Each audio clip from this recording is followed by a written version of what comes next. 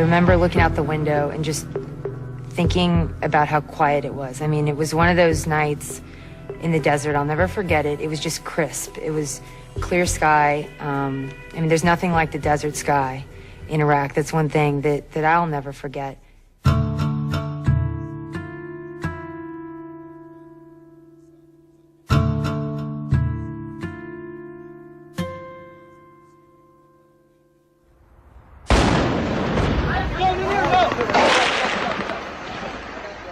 The RPG just came straight through my shoulder and then exploded right next to my head, just behind me.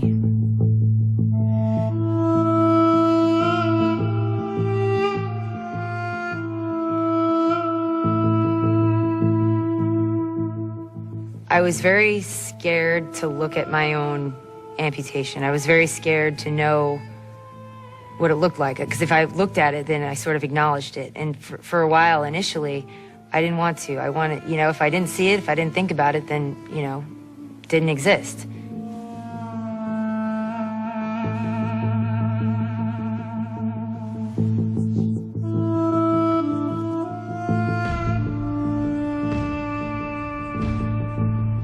I feel so high maintenance. I mean, I went from being a soldier, you know, I peed in water bottles. I mean, I really wanted to lead soldiers in combat. I wanted that experience. I wanted to be put to the test. But I remember there was a very distinct moment when I finally realized what I was. I was an amputee from the war. And I was just like the guys I saw that were missing 2 legs, or that had, you know, extensive facial scarring or burns, or a bad brain injury. I mean, I was one of them.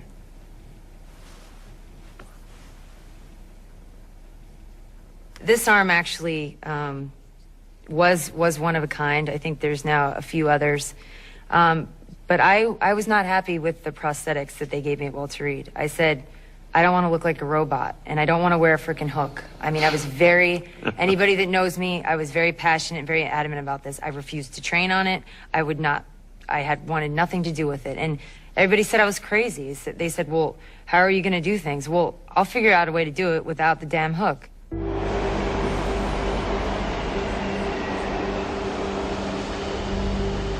It brings a little bit of anxiety walking around. I don't like the sounds associated with it, the smells I associate with it. But I'm glad I did it. And I'm proud to be an American, where at least I know I'm free. And I won't forget the men who died, who gave that right to me. And I'd gladly stand up next to you. When I came back, a lot of people would ask me, well, how do you feel about this? Do you ever, you know, do you ever think you'll get married? Do you ever think you'll have a boyfriend? Do you ever think you'll have kids? And, you know, I didn't know the answers to all those questions. But as I go through life, I'm learning that it has nothing to do with whether or not I'm an amputee. I mean, you know, do I wonder if my kid, if I ever have a kid, do I wonder if they'll love me, like, for who I am? I hope so.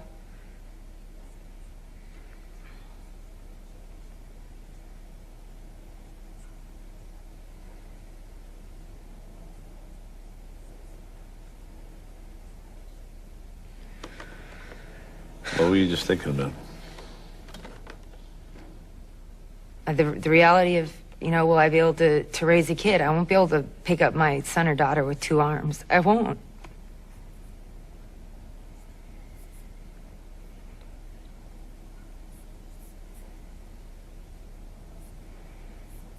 But I just, you know, I hope they still love me, and I hope I'll still be a good parent. What can you do? Well, if it matters, I think you're going to be a wonderful parent.